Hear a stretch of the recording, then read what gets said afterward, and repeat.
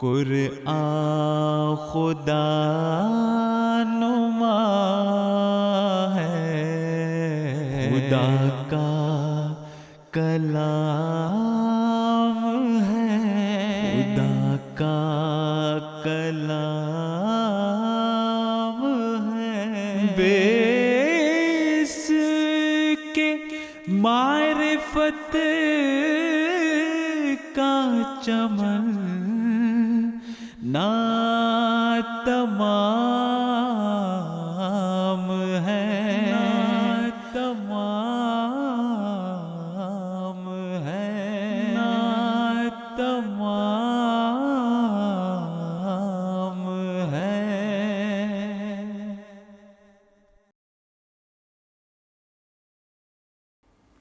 بسم اللہ الرحمن الرحیم۔ آج ماہ رمضان المبارک کا 28واں روزہ ہے، اور اس نسبت سے آج کے اس پروگرام میں ہم حضرت اقدس مسیح موعود علیہ الصلوۃ والسلام اور خلفائے کرام کی بیان فرمودہ تفاسیر سے چند نکات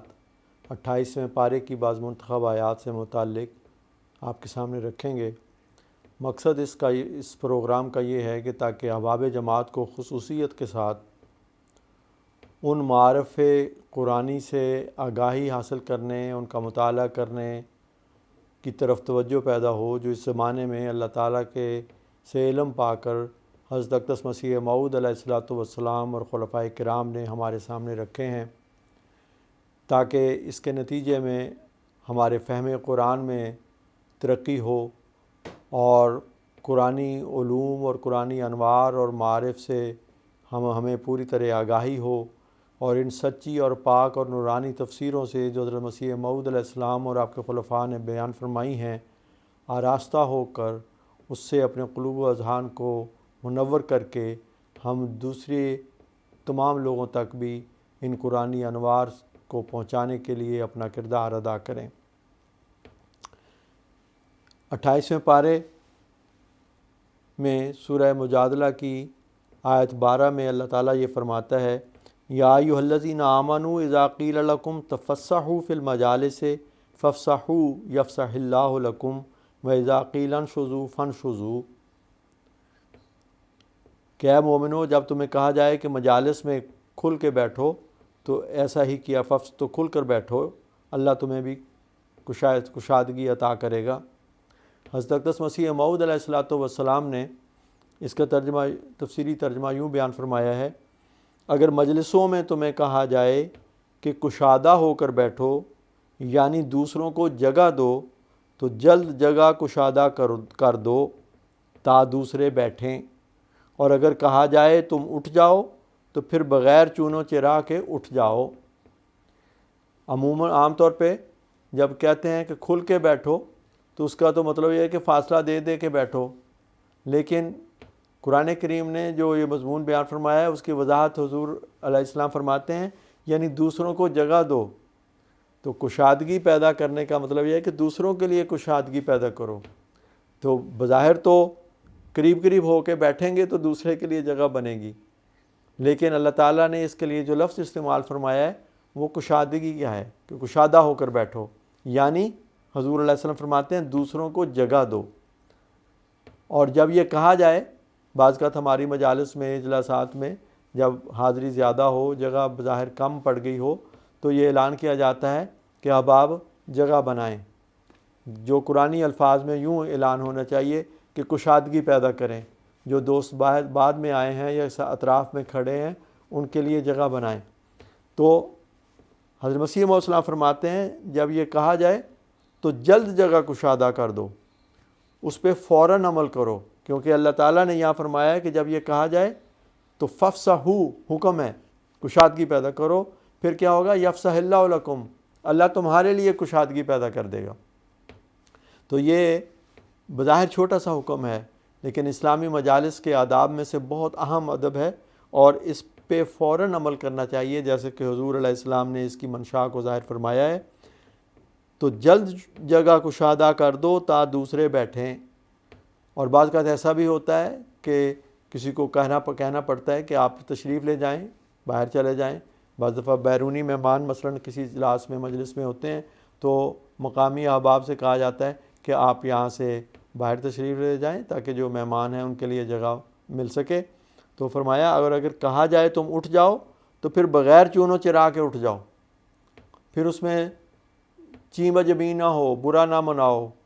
کوئی بلا توقف فوراً اس پہ عمل کرو۔ اگر ایسا کرو گے تو اللہ تعالیٰ جو ہے اس کی رضا حاصل ہوگی، کیونکہ اس کے حکم پر عمل کرنے کی ایک توفیق ملے گی۔ تو یہ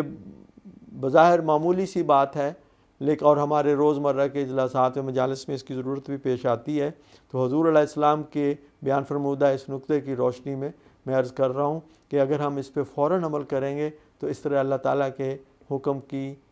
اطاعت کے نتیجے میں اس کے ہاں سے ہم ثواب کے اور اس کے فضل اور رحمت کے اور اس کی طرف سے کشادگی کے ہم امیدوار بن جائیں گے، اور اللہ تعالیٰ ضرور اپنا فضل فرمائے گا۔ اس کا ہمیں خاص طور پر خیال رکھنا چاہیے۔ پھر سورہ مجادلہ کی ہی آیت 22 ہے، کتب اللہ لاغلبن انا ورسلی ان اللہ قوی عزیز، خدا نے یہی لکھا ہے کہ میں اور میرے پیغمبر غالب رہیں گے، خدا بڑی طاقت والا اور غالب ہے۔ حضرت اقدس مسیح موعود علیہ الصلوۃ والسلام فرماتے ہیں یہ خدا تعالیٰ کی سنت ہے، اور جب سے کہ اس نے انسان کو زمین میں پیدا کیا ہمیشہ اس سنت کو وہ ظاہر کرتا رہا ہے کہ وہ اپنے نبیوں اور رسولوں کی مدد کرتا ہے اور ان کو غلبہ دیتا ہے، جیسا کہ وہ فرماتا ہے کتب اللہ لاغلبن انا ورسلی۔ اور غلبے سے کیا مراد ہے؟ فرماتے ہیں اور غلبہ سے مراد یہ ہے کہ جیسا کہ رسولوں اور نبیوں کا یہ منشا ہوتا ہے کہ خدا کی حجت زمین پر پوری ہو جائے اور اس کا مقابلہ کوئی نہ کر سکے، اسی طرح خدا تعالیٰ قوی نشانوں کے ساتھ ان کی سچائی ظاہر کر دیتا ہے، اور جس راست بازی کو وہ دنیا میں پھیلانا چاہتے ہیں اس کی تخم ریزی انہی کے ہاتھ سے کر دیتا ہے۔ حضرت اقدس مسیح موعود علیہ الصلوۃ والسلام نے اسی ضمن میں رسالہ الوصیت میں آگے جا کے یہ بھی بیان فرمایا ہے کہ پھر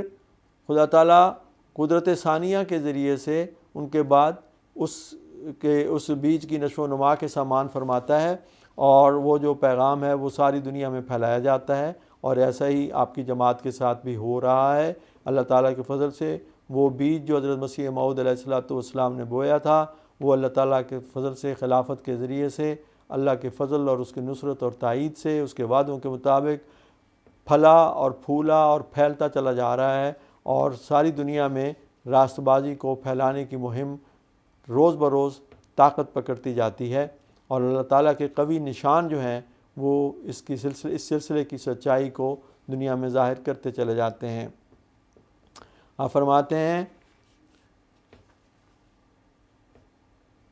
خدا نے ابتدا سے لکھ چھوڑا ہے اور اپنا قانون اور اپنی سنت قرار دے دیا ہے کہ وہ اور اس کے رسول ہمیشہ غالب رہیں گے، بس چونکہ میں اس کا رسول یعنی فرستادہ ہوں، مگر بغیر کسی نئی شریعت اور نئے دعوے اور نئے نام کے،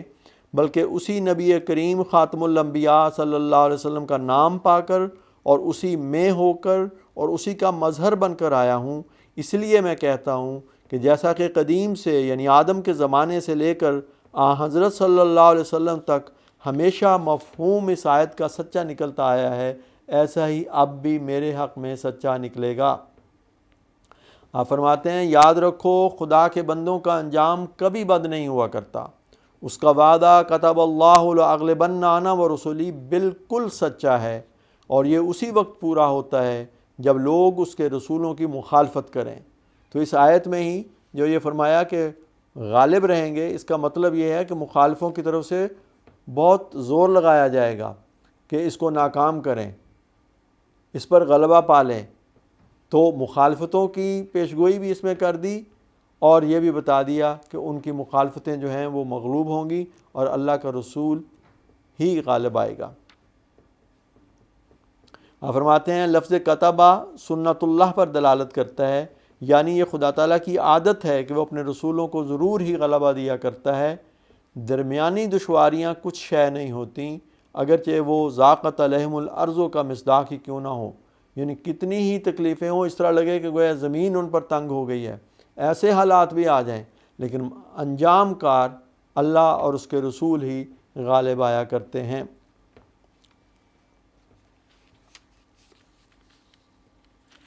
پھر سورہ مجادلہ کی آیت 23 ہے، اس میں اللہ تعالیٰ یہ فرماتا ہے مومنین صحابہ سے متعلق وَأَيَّدَهُمْ بِرُوحٍ مِّنْهُ۔ اس آیت کی بھی بہت لمبی تفسیر حضرت مسیح علیہ السلام نے بیان فرمائی ہے اور بہت ہی عارفانہ نکات اس میں موجود ہیں، صرف ایک دو باتیں اس میں سے عرض کرتا ہوں۔ حضور فرماتے ہیں حضرت صلی اللہ علیہ وسلم کے صحابہ رضی اللہ عنہم کے حق میں فرماتا ہے وَأَيَّدَهُمْ بِرُوحٍ مِّنْهُ،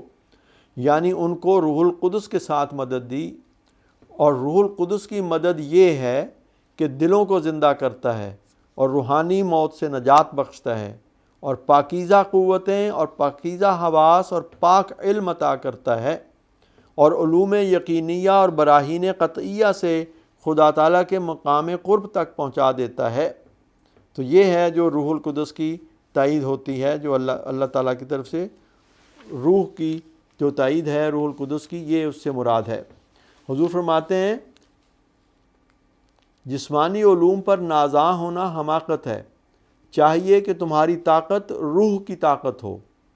خدا تعالیٰ نے یہ نہیں فرمایا کہ ہم نے سائنس یا فلسفے یا منطق پڑھایا یا فلسفہ یا منطق پڑھایا اور ان سے مدد دی، بلکہ یہ کہ ایدہم بروح منہ، یعنی اپنی روح سے مدد دی۔ فرماتے ہیں صحابہ امی تھے، ان کا نبی سیدنا محمد صلی اللہ علیہ وسلم بھی امی، مگر جو پر حکمت باتیں انہوں نے بیان کیں وہ بڑے بڑے علماء کو نہیں سوجیں، کیونکہ ان کو خدا تعالیٰ کی خاص تائید تھی۔ تقوی و طہارت و پاکیزگی سے اندرونی طور پر مدد ملتی ہے۔ فرماتے ہیں یہ جسمانی علوم کے ہتھیار کمزور ہتھیار ہیں، ممکن بلکہ اغلب کہ مخالف کے پاس ان سے بھی زیادہ تیز ہتھیار ہوں، جہاں تک ظاہری جسمانی علوم کا تعلق ہے۔ فرماتے ہیں پس ہتھیار وہ چاہیے جس کا مقابلہ دشمن نہ کر سکے، وہ ہتھیار سچی تبدیلی اور دل کا تقدس و تطہر ہے۔ تو یہ ہیں وہ ہتھیار جس کے لیے ہمیں اللہ تعالیٰ سے دعا مانگنی چاہیے کہ اللہ تعالیٰ اپنی روح القدس سے ہماری مدد فرمائے تاکہ اس کے ذریعے سے ہم دشمنوں پر غالب آ سکیں، اور اس کے لیے وہ ہتھیار کیا ہے؟ سچی تبدیلی اور دل کا تقدس و تطہر۔ پھر سورہ حشر کی آیت 12 ہے 14 آیت 15 ہے، جس میں اللہ تعالیٰ نے یہ یہود سے متعلق فرمایا ہے کہ لا یقاتلونکم جمیعا الا فی قری محصنۃ او من وراء جدر باسهم بینہم شدید تحسبهم جمیعا وقلوبهم شتیٰ ذالک بانہم قوم لا یعقلون۔ حضرت خلیفۃ المسیح رابع رحمہ اللہ اس پر فرماتے ہیں یہ یہودیوں کے متعلق ایک پیشگوئی ہے جو قیامت تک اسی طرح پوری ہوتی رہے گی، جب تک یہود کو مضبوط دفاعی قلعے مہیا نہ ہوں جو ہر زمانے کے حالات کے مطابق بدلتے رہتے ہیں، اور اس کے نتیجے میں ان کو اپنی برتری کا یقین نہ ہو، وہ کبھی بھی مد مقابل سے لڑائی نہیں کریں گے۔ یہ ہے اس آیت کا مطلب۔ فرماتے ہیں لیکن اس کا یہ مطلب نہیں کہ ان کے دل آپس میں اکٹھے ہیں، بظاہر وہ اپنے دشمن کے مقابل پر اکٹھے نظر آتے ہیں، مگر آپس میں ہمیشہ ان کے دل ایک دوسرے سے پھٹے رہتے ہیں۔ حضور فرماتے ہیں فی زمانہ جن لوگوں کو حضور صلی اللہ علیہ وسلم نے یہود کے مشابہ قرار دیا ہے، ان کا بھی بعین ہی یہی حال ہے، بظاہر لگتا ہے کہ اکٹھے ہیں لیکن ان کے دل پھٹے ہوئے ہیں۔ پھر سورہ حشر کی آیت 22 ہے، جس میں اللہ تعالیٰ فرماتا ہے لو انزلنا ھذا القرآن علی جبل لرأیتہ خاشعا متصدعا من خشیۃ اللہ وتلک الامثال نضربها للناس لعلہم یتفکرون۔ حضرت مسیح موعود علیہ السلام فرماتے ہیں ایک تو اس کے یہ معنی ہیں، یعنی اس آیت کا ترجمہ حضور نے یوں بیان فرمایا ہے کہ یہ قرآن جو تم پر اتارا گیا اگر کسی پہاڑ پر اتارا جاتا تو وہ خشوع اور خوف الہی سے ٹکڑے ٹکڑے ہو جاتا، اور یہ مثالیں ہم اس لیے بیان کرتے ہیں کہ تا لوگ کلام الہی کی عظمت معلوم کرنے کے لیے غور اور فکر کریں۔ حضور علیہ السلام فرماتے ہیں ایک تو اس کے یہ معنی ہے کہ قرآن شریف کی ایسی تاثیر ہے کہ اگر پہاڑ پر وہ اترتا تو پہاڑ خوف خدا سے ٹکڑے ٹکڑے ہو جاتا اور زمین کے ساتھ مل جاتا۔ جب جمادات پر اس کی ایسی تاثیر ہے تو بڑے ہی بے وقوف وہ لوگ ہیں جو اس کی تاثیر سے فائدہ نہیں اٹھاتے، اور دوسرے اس کے معنی یہ ہیں کہ کوئی شخص محبت الہی اور رضائے الہی کو حاصل نہیں کر سکتا جب تک دو صفتیں اس میں پیدا نہ ہو جائیں۔ اول، تکبر کو توڑنا، جس طرح کہ کھڑا ہوا پہاڑ جس نے سر اونچا کیا ہوا ہوتا ہے گر کر زمین سے ہموار ہو جائے، اسی طرح انسان کو چاہیے کہ تمام تکبر اور بڑائی کے خیالات کو دور کرے، عاجزی اور خاکساری کو اختیار کرے۔ اور دوسرا یہ ہے کہ پہلے تمام تعلقات اس کے ٹوٹ جائیں، جیسا کہ پہاڑ گر کر متصدعاً ہو جاتا ہے، اینٹ سے اینٹ جدا ہو جاتی ہے، ایسا ہی اس کے پہلے تعلقات جو موجب گندگی اور الہی نارضامندی تھے وہ سب تعلقات ٹوٹ جائیں، اور اب اس کی ملاقاتیں اور دوستیاں اور محبتیں اور عداوتیں صرف اللہ تعالیٰ کے لیے رہ جائیں۔ پھر آیت 23 میں اللہ تعالیٰ فرماتا ہے واللہ الذی لا الہ الا ہو عالم الغیب والشہادہ هو الرحمن الرحیم۔ عالم الغیب والشہادہ، اس ضمن میں حضور نے یہ بڑا لطیف نکتہ بیان فرمایا ہے، فرمایا کہ عالم الغیب ہے، یعنی اپنی ذات کو آپ ہی جانتا ہے، اس کی ذات پر کوئی احاطہ نہیں کر سکتا۔ ہم آفتاب اور ماہتاب اور ہر ایک مخلوق کا سراپا دیکھ سکتے ہیں، مگر خدا کا سراپا دیکھنے سے قاصر ہیں۔ پھر فرمایا کہ وہ عالم الشہادہ ہے، یعنی کوئی چیز اس کی نظر سے پردے میں نہیں ہے۔ پھر فرمایا ہوا الرحمن، یعنی وہ جانداروں کی ہستی اور ان کے اعمال سے پہلے محض اپنے لطف سے، نہ کسی غرض سے اور نہ کسی عمل کی پاداش میں ان کے لیے سامان راحت میسر کرتا ہے۔ پھر فرمایا کہ الرحیم، یعنی وہ خدا نیک عملوں کی نیک تر جزا دیتا ہے اور کسی کی محنت کو ضائع نہیں کرتا، اور اس کام کے لحاظ سے رحیم کہلاتا ہے۔ ان آیات کی حضرت اقدس مسیح موعود علیہ الصلوۃ والسلام کے خلفائے کرام نے بھی مختلف مواقع پر صفات الہیہ کے بیان میں بہت ہی پرمعرفت، بصیرت افروز تفسیریں بیان فرمائی ہیں، جو پڑھنے سے تعلق رکھتی ہیں، اور ان کو پڑھ کر سمجھنا اور جو ہے وہ انسان کو اللہ تعالیٰ کی ہستی کا عرفان عطا کرنے کا موجب ہوتے ہیں۔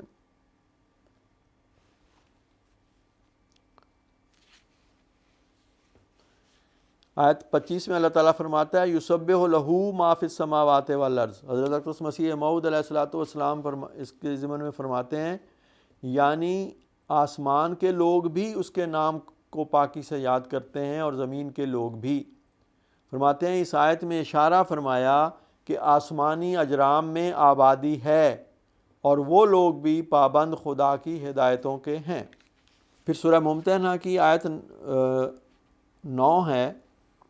جس میں اللہ تعالیٰ یہ فرماتا ہے لا ینہاکم اللہ عن الذین لم یقاتلوکم فی الدین ولم یخرجوکم من دیارکم ان تبروہم وتقسطوا الیہم ان اللہ یحب المقسطین۔ اور آیت 10 میں فرماتا ہے انما ینہاکم اللہ عن الذین قاتلوکم فی الدین واخرجوکم من دیارکم وظاہروا علی اخراجکم ان تولوہم ومن یتولہم فاولئک هم الظالمون۔ حضرت مسیح موعود علیہ الصلوۃ والسلام ان آیات کی تفسیر میں فرماتے ہیں کہ نصارہ وغیرہ سے جو خدا نے محبت کرنے سے ممانعت فرمائی، تو اس سے یہ نہ سمجھو کہ وہ نیکی اور احسان اور ہمدردی کرنے سے تمہیں منع کرتا ہے، نہیں، بلکہ جن لوگوں نے تمہارے قتل کرنے کے لیے لڑائیاں نہیں کیں اور تمہیں تمہارے وطنوں سے نہیں نکالا، وہ اگرچہ عیسائی ہوں یا یہودی ہوں، بے شک ان پر احسان کرو، ان سے ہمدردی کرو، انصاف کرو کہ خدا ایسے لوگوں سے پیار کرتا ہے۔ فرماتے ہیں خدا نے جو تمہیں ہمدردی اور دوستی سے منع کیا ہے تو صرف ان لوگوں کی نسبت جنہوں نے دینی لڑائیاں تم سے کیں اور تمہیں تمہارے وطنوں سے نکالا اور بس نہ کیا جب تک باہم مل کر تمہیں نہ نکال دیں، سو ان کی دوستی حرام ہے کیونکہ یہ دین کو مٹانا چاہتے ہیں۔ فرماتے ہیں اس جگہ یاد رکھنے کے لائق ایک نکتہ ہے، اور وہ یہ ہے کہ تولی عربی زبان میں دوستی کو کہتے ہیں، جس کا دوسرا نام مودت ہے، اور اصل حقیقت دوستی اور مودت کی خیرخواہی اور ہمدردی ہے۔ سو مومن نصارہ اور یہود اور ہنود سے دوستی اور ہمدردی اور خیرخواہی کر سکتا ہے، احسان کر سکتا ہے، مگر ان سے محبت نہیں کر سکتا۔ یہ ایک باریک فرق ہے، اس کو خوب یاد رکھو۔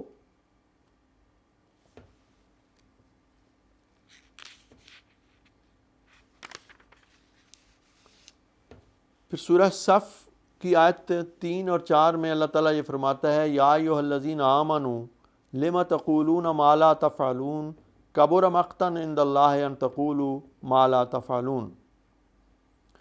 کہ اے لوگو جو ایمان لائے ہو، تم وہ باتیں کیوں کہتے ہو جو تم کرتے نہیں؟ اللہ کے ہاں یہ بات بہت ناراضگی کا موجب باعث ہے، بہت بڑا گناہ ہے کہ تم وہ کہو جو تم کرتے نہیں۔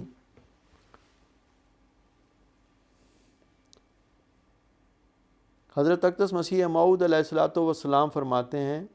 تم میری بات سن رکھو اور خوب یاد کر لو کہ انسان کی گفتگو سچے دل سے نہ ہو اور عملی طاقت اس میں نہ ہو تو وہ اثر پذیر نہیں ہوتی۔ یاد رکھو کہ صرف لفاظی اور لسانی کام نہیں آ سکتی، جب تک عمل نہ ہو اور باتیں عند اللہ کچھ بھی وقت نہیں رکھتیں۔ چنانچہ خدا تعالیٰ نے فرمایا ہے کبر مقتا عند اللہ ان تقولوا ما لا تفعلون، فرماتے ہیں مقت خدا کے غضب کو کہتے ہیں، یعنی بڑا غضب ان پر ہوتا ہے جو اقرار کرتے ہیں اور پھر کرتے نہیں۔ ایسے آدمی پر خدا تعالیٰ کا غضب نازل ہوتا ہے، اس لیے دعائیں کرتے رہو۔ کوئی ثابت قدم نہیں رہ سکتا جب تک خدا نہ رکھے۔ یہ جو حضور نے نقطہ بیان فرمایا کہ جب تک سچے دل سے گفتگو نہ ہو اور عملی طاقت اس میں نہ ہو، عمل اس کے مطابق نہ ہو، تو ایسے لوگوں کی باتوں میں تاثیر نہیں ہوتی۔ تو اس سے اندازہ لگایا جا سکتا ہے کہ جو بہت سارے لوگوں کو بظاہر نیکی کے درس دے رہے ہوتے ہیں لیکن کوئی تبدیلی ان کے سننے والوں میں پیدا نہیں ہوتی، اس کی وجہ یہ ہے کہ ان میں کوئی کمی ہے، وہ ان کا اپنا عمل جو ہے وہ اس کے مطابق نہیں ہے، اور اس وجہ سے وہ جو تاثیر کی قوت ہے وہ ان سے جاتی رہتی ہے۔ آپ فرماتے ہیں ہمارے نبی کریم صلی اللہ علیہ وسلم کی اس سے بڑی صداقت ثابت ہوتی ہے، کیونکہ جو کامیابی اور تاثیر فی القلوب ان کے حصے میں آئی اس کی کوئی نظیر بنی آدم کی تاریخ میں نہیں، اور یہ سب اس لیے ہوا کہ آپ کے قول اور فعل میں پوری مطابقت تھی۔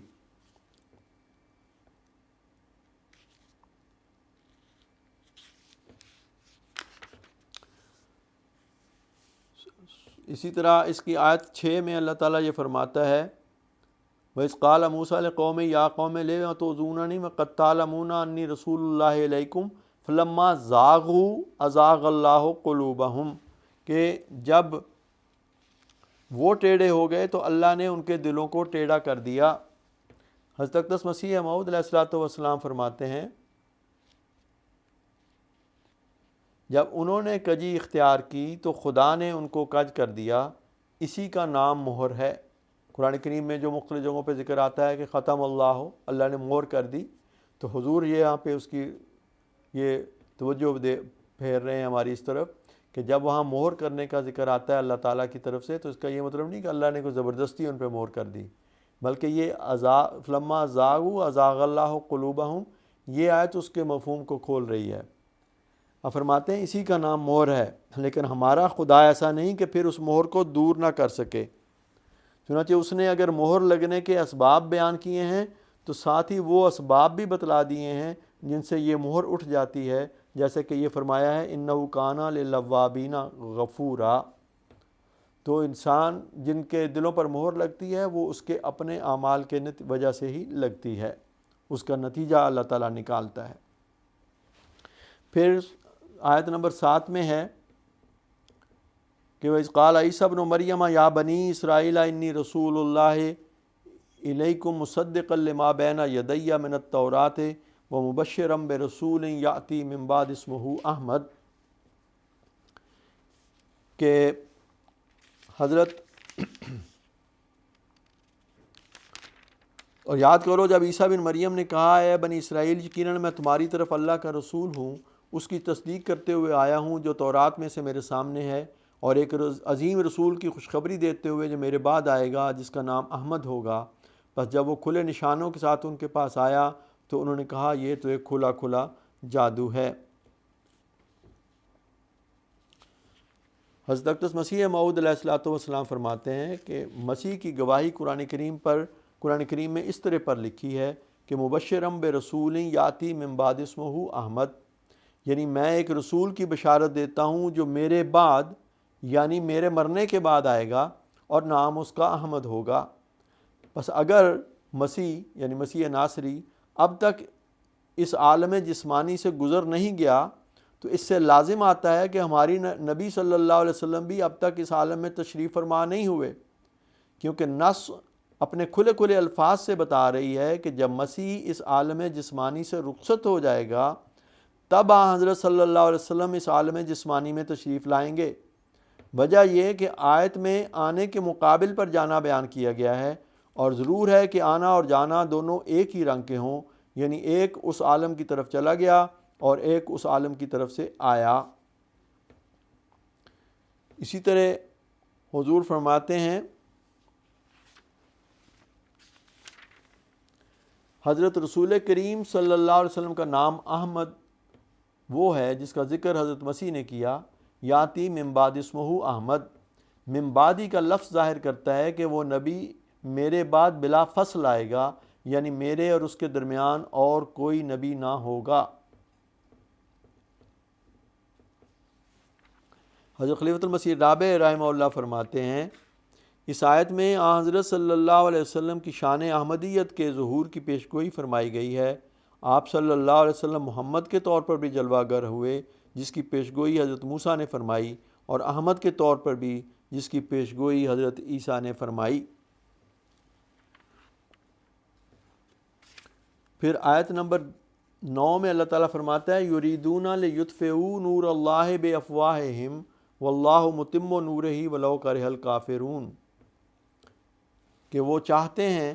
کہ وہ اپنے منہ کی پھونکوں سے اللہ کے نور کو بجھا دیں، حالانکہ اللہ ہر حال میں اپنا نور پورا کرنے والا ہے، خواہ کافر ناپسند کریں۔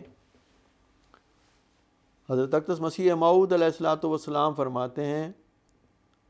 مخالف لوگ ارادہ کریں گے کہ خدا کے نور کو اپنے منہ کی پھونکوں سے بجھا دیں، یعنی بہت سے مکر کام میں لاویں گے، مگر خدا اپنے نور کو کمال تک پہنچائے گا اگرچہ کافر لوگ کراہت ہی کریں۔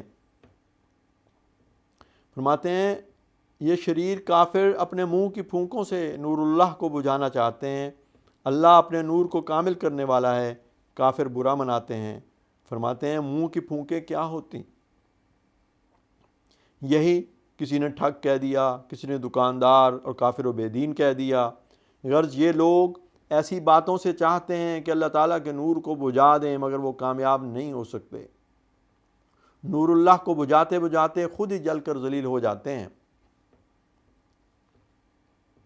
فرماتے ہیں یہ لوگ اپنے منہ کی لافوں گزاف سے بکتے ہیں کہ اس دین کو کبھی کامیابی نہیں ہوگی، یہ دین ہمارے ہاتھ سے تباہ ہو جائے گا، لیکن خدا کبھی اس دین کو ضائع نہیں کرے گا اور نہیں چھوڑے گا جب تک اس کو پورا نہ کرے۔ پھر آیت ہے 10، هو الذی ارسل رسولہ بالہدی ودین الحق لیظہرہ علی الدین کلہ ولو کرہ المشرکون۔ حضرت اقدس مسیح موعود علیہ السلام نے اس پر بھی بڑی تفصیل سے روشنی ڈالی ہے، اس کے مختلف پہلوؤں کو اجاگر فرمایا ہے۔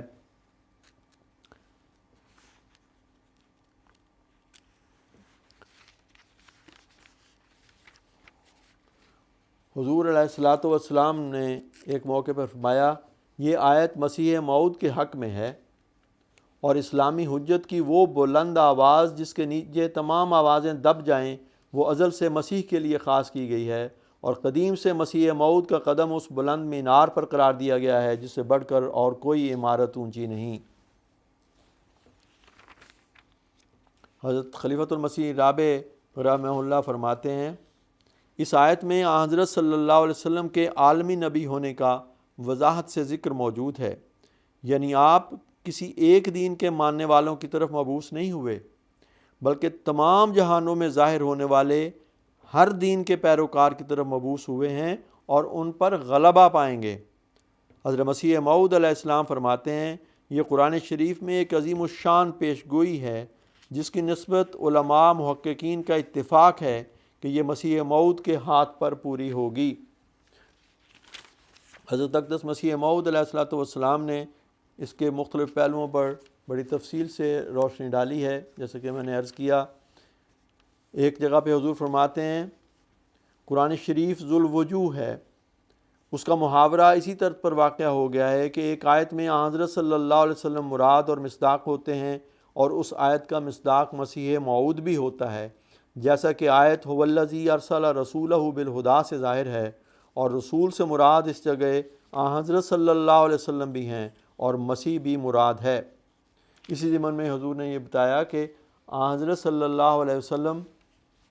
کے بعثت کے ساتھ دین جو ہے وہ مکمل ہو گیا، لیکن اس کی تکمیل اشاعت ہدایت کے لیے مسیح موعود کا ظہور مقدر تھا، اور اس کے ذریعے سے اللہ تعالیٰ اسے اس زمانے میں وہ تمام ذرائع بھی مہیا فرمائے گا جن کے ذریعے سے دین اسلام کو تمام دنیا پر غالب کیا جائے گا، اور آج ہم ایسا ہی دیکھتے ہیں۔ قرآن خدا نما ہے، خدا کا کلام ہے، خدا کا کلام ہے، بے اس کے معرفت کا چمن نہ تمام